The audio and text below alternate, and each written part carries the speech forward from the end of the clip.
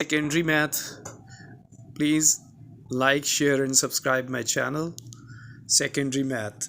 Thank you, and don't forget to press the bell icon.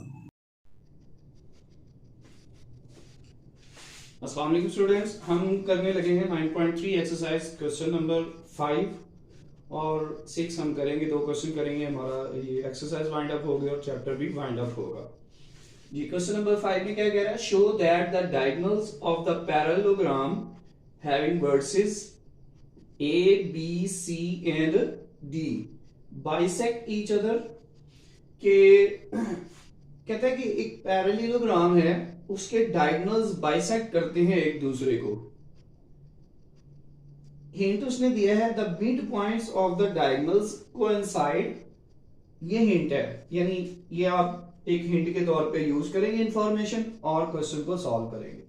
अब सबसे पहले देखें पैरेललोग्राम क्या होती है। आपको पता है पैरेललोग्राम्स जो है वो ऐसी डायग्राम होती है 4 साइडों वाली, जिसकी 2 ऑपोजिट साइड्स जो हैं वो इक्वल होती हैं इन लेंथ, लेकिन उनके दरमियान जो 2 साइड्स के दरमियान जो एंगल है वो 90 डिग्री का नहीं होता।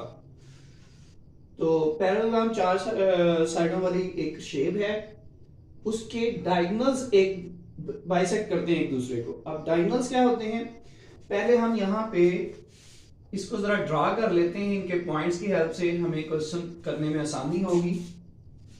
अब देखें, हम यहाँ पे कोई सी एक पैरेललोग्राम बना लेते हैं।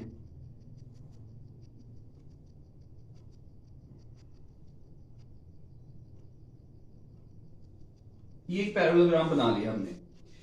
ये इसके वर्सेस हैं ए बी सी डी। अब ये ए है, ये बी है, ये सी है और ये डी है। तो डायगोनल्स होते हैं बिल्कुल ऑपोजिट कॉर्नर्स को मिलाने वाली लाइन, इसको कहते हैं डायगोनल। एक ये डायगोनल हो गया और दूसरा डायगोनल हो गया ये वाला। ये दोनों डायगोनल्स एक दूसरे को इंटर बाइसेक्ट करते हैं, यानी बिल्कुल हाफ में से काटते हैं। तो कहता है कि इनके जो मिड पॉइंट है ना डायगोनल्स के, वो कोइंसाइड हैं, वो एक ही पॉइंट पे यानी एक दूसरे को बाइसेक्ट करते हैं। यानी ये इनका पॉइंट जो है ये कॉमन है, एक ही मतलब पॉइंट है। इस डायगोनल का ये वाला मिड पॉइंट और इस डायगोनल का ये मिड पॉइंट ये सेम है, तो फिर ये एक दूसरे को बाइसेक्ट करेंगे एक ही पॉइंट पे। अब जरा गौर करें कि ये जो उसने वर्सेस दिए हैं ए बी सी डी, तो अब ये वर्सेस की जो तरतीब है ये हमने खुद से लगाई है। ए के बाद हमने बी लिखा, बी के बाद सी, सी के बाद डी लिखा। लेकिन मुमकिन है ऐसा हो कि ए के बाद यहां पे सी हो, यहां पे डी हो और यहां पे बी हो, या यूं हो सकता है ए के बाद ये डी, डी के बाद ये बी और बी के बाद ये सी। इस तरह भी हो सकता है। हमें वर्सेस का नहीं पता कि ये वर्टेक्स कौन सा है, ये कौन सा है, ये कौन सा है, ये कौन सा है। ठीक है, तो इसलिए हम अभी चेक नहीं कर सकते कि इसके जो है कौन से डायगोनल्स, क्योंकि देखें अगर हम बी इधर लिखते हैं तो ये ए बी डायगोनल हो गया। अगर हम यहां पे लिखे बी और यहां पे लिखे सी और यहां पे लिखे डी, तो ये डायगोनल कौन सा हो गया? ए सी। अब वर्टेक्स चेंज हो गया ना, तो डायगोनल भी चेंज हो जाएगा। तो इसलिए वर्टेक्स की एग्जैक्ट पोजीशन जो है वो जरूरी है। अगरचे हमारी ये तरतीब ए बी सी डी ठीक है क्वेश्चन के मुताबिक, लेकिन फिर भी हम इसे कंफर्म करने के लिए यहां पे जरा ड्रा कर लेते हैं इस पॉइंट्स के मुताबिक। जैसे ए चैप्टर में आप ग्राफ ड्रा करते हैं, यहाँ पे बड़ी सी बड़ी वैल्यू कितनी है? 4 है। आप 4 पॉइंट्स बनाए, 1 2 3 4, 1 2 3 4, 1 2 3 4, 1 2 3 4। ठीक है, अब जरा आप चेक करें कि ए वर्टेक्स जो है 1 2, एक्स एक्सिस पे 1 ये और वाई एक्सिस पे 2 1 2 ये, इनको जब आप मिलाएंगे आपके पास ये वाला एक पॉइंट आ जाएगा ए। ठीक है, अब बी पॉइंट एक्स एक्सिस पे 4, एक्स एक्सिस पे 4 ये और वाई एक्सिस पे 2, इसको मिलाएंगे आप ऐसे 4 से, ये हमारे पास एक आ गया इसी तरह से हमारे पास जो C है, ये हमारे पास B पॉइंट आ गया, ये A आ गया। अब हम C देखते हैं, -1 -3, -1 ये और -3 y एक्सिस पे ये हो जाएगा। इसको जब हम मिलाएंगे तो ये एक पॉइंट आ गया, ये वाला पॉइंट है हमारे पास C, और D point -4 -3, y x axis पे -4 हमारे पास ये होगा, और y एक्सिस पे -3 ये वाला होगा। ये इसको मिलाएंगे आप तो -4 से, तो ये एक पॉइंट बन जाएगा आपके पास। ये पॉइंट है आपके पास कौन सा,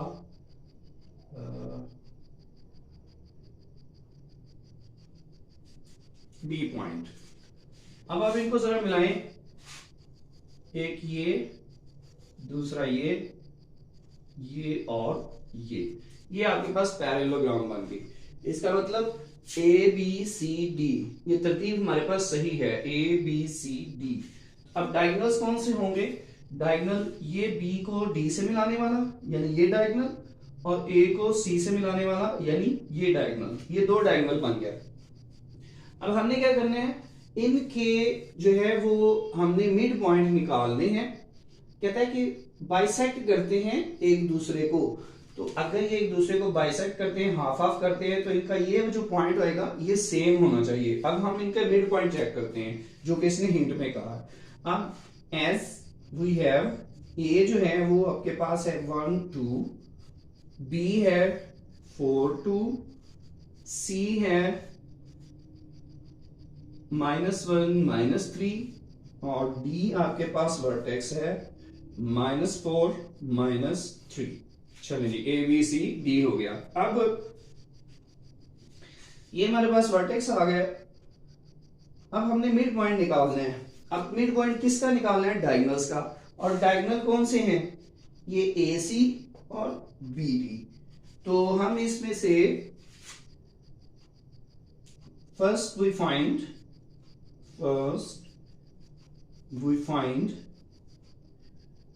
mid point M1 of AC diagonal, AC का मिड पॉइंट फाइंड करते हैं। ये हमारे पास डायगोनल है, तो A हमारे पास क्या हो जाएगा 1 और 2, और C हमारे पास क्या होगा पॉइंट -1 -3। मिड पॉइंट फाइंड करने के लिए आप क्या फार्मूला लगाएंगे? M1 इज इक्वल टू ये x1, ये y1, ये x2, ये y2। तो मिड पॉइंट कैसे फाइंड करते हैं? x1 plus x2 over 2, x1 1 है प्लस x2 -1 है, इसे आप ब्रैकेट में लिख दें over 2, comma y1 plus y2 over 2, y1 है आपके पास 2 प्लस y2 है -3 ओवर 2। ये आपके पास इसका मिड पॉइंट आएगा। हम इसे आगे सॉल्व करते हैं जी। उधर आ जाएं, plus minus minus 1 -1 over 2, comma plus minus minus 2 -3 over 2, M1 is equal to 1 -1 0 over 2, 2 -3 -1 over 2। तो ये आपके पास आ जाएगा 0 -1 over 2। ये आपके पास M1 आ गया। तो ठीक है, हमने ए सी का मिड पॉइंट फाइंड किया, राइट। चले जी, अब हम M2 फाइंड करते हैं। Now we find midpoint M2 of diagonal कौन सा है अब हमारे पास? B D. यहां पे भी देखिए ये डायग्राम में ये बी और ये डी, इनको मिलाने वाला B D of B D. तो हमारे पास अब बी डी क्या है? बी हमारे पास है ये वाला 4 2 और D है हमारे पास -4 -3। ठीक है जी, ये BD हो गया हमारे पास। अब हमने इन दोनों का मिड पॉइंट फाइंड करना है, M2, इसे M2 कह लें। ये X1 ये Y1 ये X2 ये Y2। अब आपने मिड पॉइंट फाइंड करना है तो क्या करेंगे, X1 प्लस X2/2 लिखेंगे। X1 ये 4 है और X2 -4 है ओवर 2 कॉमा Y1 2 है प्लस Y2 -3 है over 2 plus minus minus over 2 plus minus minus over 2। ये आ जाएगा 4 - 4 0/2। ये आ जाएगा -1/2। तो आपके पास 0/2 0 के बराबर होता है। ये आ जाएगा -1/2। This is M2। ठीक है, तो मिड पॉइंट सेम आ गया है। इसका मतलब कि एक ही पॉइंट पे एक दूसरे को इंटरसेक्ट कर रहे हैं, बाइसेक्ट कर रहे हैं। तो यहां पे आप लिख दें हेंस, या लिख लें एज लिख लें as M1 is equal to M2। Hence आगे स्टेटमेंट लिख दें कि यही स्टेटमेंट आप लिख देंगे, diagonals of the parallelogram bisect each other. ठीक है, तो स्टेटमेंट आप ऐसे लिख लें। ये आपका हो गया क्वेश्चन। हमारे पास है एक ट्रायंगल PQR। ठीक है जी, लाइन P और R को ज्वाइन करने वाली लाइन उसका मिड पॉइंट और Q और R को ज्वाइन करने वाली लाइन उसका मिड पॉइंट। कहते हैं ये दोनों मिड पॉइंट, सपोज कर लें ये M1 है और ये M2 है। इन दोनों का मिड पॉइंट को ज्वाइन करने वाली जो लाइन है ना, PR का मिड पॉइंट M1, QR का मिड पॉइंट M2, इन दोनों मिड पॉइंट्स को ज्वाइन करने वाली ये जो लाइन है, ये लाइन 1/2 PQ के बराबर है। अब पहले हम इनके मिड पॉइंट फाइंड करते हैं। देखिए जी, अब हमारे पास जो मिड पॉइंट आ रहा है M1, किसका मिड पॉइंट है, P और R का। P है हमारे पास 4 6 और R है हमारे पास -8 2। ये X1 ये Y1 ये X2 ये Y2। तो हमारे पास आ जाएगा M1 मिड पॉइंट PR का। तो फार्मूला में एक दफा फिर लिख देता हूं, X1 plus X2/2 Y1 plus Y2/2। ये हमारे पास मिड पॉइंट का आ गया फार्मूला। वैल्यूज पुट कर दें, X1 plus X2 4 plus X2 की जगह आ जाएगा -8/2। Y1 की जगह पे आएगा 6 और Y2 की जगह पे आएगा 2/2 प्लस माइनस -8/2। 6 + 2 8/2। ये आ जाएगा आपके पास 4 - 8 -4/2। ये 8/2। इनकी कटिंग कर दें, 2 2s are 4, 2 आ गया, 2 4s are 8, 4 आ गया। ये आ गया मिड पॉइंट M1 PR का। अब हम QR का मिड पॉइंट फाइंड करते हैं M2। चलिए जी, नाउ वी हैव QR का मिड पॉइंट फाइंड करना है। Q पॉइंट है आपके पास -2 और -4 और R है आपके पास -8 और 2। अब QR का मिड पॉइंट फाइंड करेंगे। ये हमारे पास X1 Y1 X2 Y2। हमारे पास QR क्या आ जाएगा, QR मिड पॉइंट, सॉरी हमने इसे M2 का नाम दिया है तो हम यहाँ पे M2 लिखेंगे। फार्मूला ये अगर लिख के वैल्यूज पुट कर दे तब भी ठीक है, फार्मूला नहीं लिखते डायरेक्ट फार्मूले के मुताबिक वैल्यूज पुट करके सॉल्व कर दें, no problem. X1 plus X2 -2 plus -8/2 और Y1 -4 प्लस 2 ओवर 2, ठीक है जी। ये मैंने फार्मूला लिखे बगैर वैल्यूज को पुट किया है। -2 प्लस माइनस -8/2 -2/2, देखिए ना, प्लस माइनस -4 में से 2 निकाला, -2 आ गया। ये आ जाएगा -10/2, ये आ जाएगा -2 1 2 1, इसकी भी कटिंग कर दें, 2 5 10 -5 और -1, ये M2 मिड पॉइंट आ गया। अब वो पता क्या कह रहा है, वो कह रहा है कि इन दोनों मिड पॉइंट्स को जो ज्वाइन करती है ना लाइन, उसकी लेंथ इस PQ की लेंथ का हाफ है। अब वो आगे मैं करता हूं, फिर क्वेश्चन समझ आ जाएगी। पहले हम फाइंड करेंगे इन लाइन मिड पॉइंट्स को ज्वाइन करने वाली लाइन जो है, इनका जो है वो डिस्टेंस कितना है, इनकी लेंथ कितनी है, M1 M2 की। M1 M2 की लेंथ, तो M1 ये है हमारे पास, ये जो है आंसर, और M2 ये आया। तो अगर आप इनको पहले लिख ले ताकि क्वेश्चंस को वैल्यूज पुट करने में गलती ना हो, हमारे सामने रहे। M1 है हमारे पास -2 4, और M2 है हमारे पास -5 -1। तो M1 M2 फाइंड करते हैं हम, इनका डिस्टेंस, इनकी लेंथ लाइन की। ये X1 Y1, ये X2 Y2, तो हमारे पास क्या आ जाएगा, X1 प्लस X2 की जगह -2 प्लस -5 को आप ब्रैकेट में लिख दें, डिवाइडेड, सॉरी, हमने डिस्टेंस फाइंड करना है, मिड पॉइंट नहीं फाइंड करना। डिस्टेंस फाइंड करने के लिए फार्मूला क्या है, x2 माइनस x1 का whole square plus y2 minus y1 का होल स्क्वायर, स्क्वायर रूट, ठीक है जी।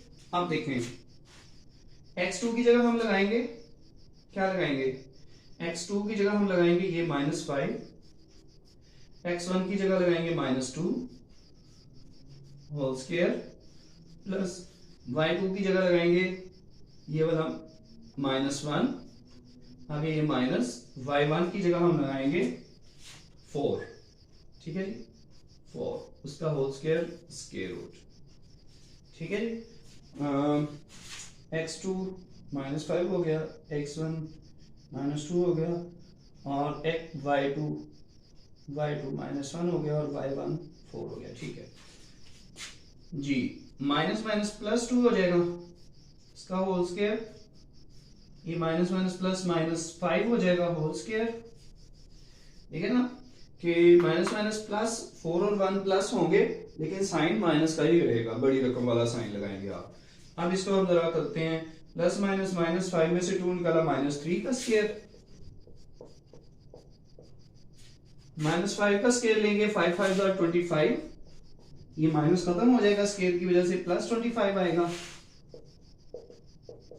ये 9 25 प्लस कर देंगे, आपके पास आंसर आ जाएगा 34, ठीक है जी। चले, अच्छा, अब अगर हम इसके फैक्टर बनाएं 34 के, तो क्या बनेंगे, 2 1 2, 2 7 14, तो इसमें कोई स्क्वायर नहीं बन रहा किसी नंबर का, तो हम इसको ऐसे ही छोड़ देते हैं, 34 स्क्वायर रूट। अब हम क्या करेंगे, अब हम फाइंड करेंगे PQ डिस्टेंस। चलो जी, हमने प्रूव करने हैं कि ये वाला डिस्टेंस जो M1 M2 आया है, ये PQ का हाफ है, तो हमें पहले PQ फाइंड करना पड़ेगा। चलो जी, पहले हम नाउ वी फाइंड P क्या है हमारे पास, 4 6 4 6, और Q क्या है हमारे पास, -2 -4, -2 -4, तो PQ फाइंड करें आप जरा, आपके पास आ जाएगा ये x1 y1 x2 y2, formula लगा के वैल्यूज पुट कर ले या वैसे पुट कर ले, आपकी मर्जी है। ये फार्मूला मैं स्पेशली इसलिए लगाता हूं कि इसमें ज्यादा गलती होती है वैल्यूज पुट करने में, डिस्टेंस के लिए। y1 y2 माइनस y1 का होल स्क्वायर, स्क्वायर रूट, चलिए वैल्यूज पुट करें, x2 की जगह पे आ जाएगा हमारे पास -2 माइनस x1 की जगह पे आ जाएगा 4 उसका स्क्वायर प्लस y2 की जगह पे आ जाएगा -4 माइनस y1 की जगह पे आ जाएगा 6 उसका स्क्वायर स्क्वायर रूट। चले माइनस माइनस प्लस हो जाएंगे ना, ये आ जाएगा -6 का स्क्वायर प्लस -10 का स्क्वायर क्या आ जाएगा 36 प्लस 100 ये आ जाएगा आपके पास 136। ठीक है, तो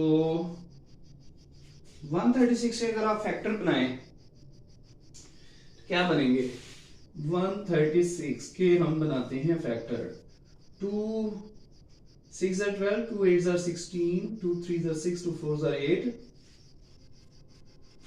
तो 34 आ गया ना, तो इसको हम आगे नहीं करते, बस इसी तरह रहने देते हैं 34 तक। हम इसको लिख सकते हैं ये 2 और 2 का स्क्वायर हो जाएगा इंटू 34, ये इससे कैंसल 2 34, ये हमारे पास आ गया PQ।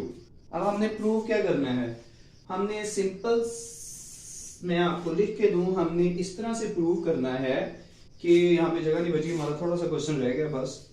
चलें इसे हम रेज करके करते हैं यहां से।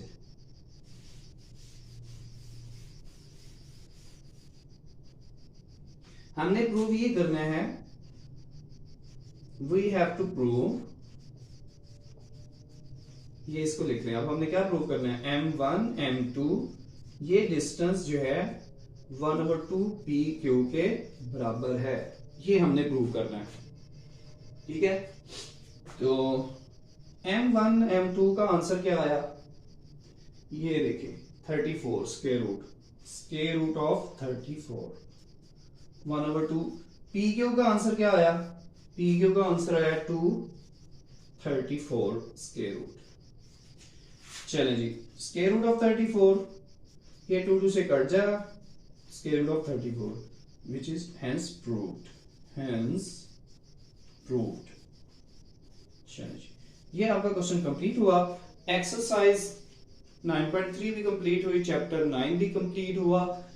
अगर कोई बच्चा चाहता है कि इसकी रिव्यू एक्सरसाइज का कोई क्वेश्चन सॉल्व करना चाहे, समझना चाहे, तो वो कमेंट में मुझे कह सकता है, मैं उसको अलग से सॉल्व करवा दूंगा। अदरवाइज हमारा ये चैप्टर जो है वो कंप्लीटेड है। ठीक है जी, इंशाल्लाह नेक्स्ट हम इसको चैप्टर 10 भी स्टार्ट करेंगे, उसकी रिव्यू एक्सरसाइजेस वगैरह। ठीक है जी, अल्लाह हाफिज।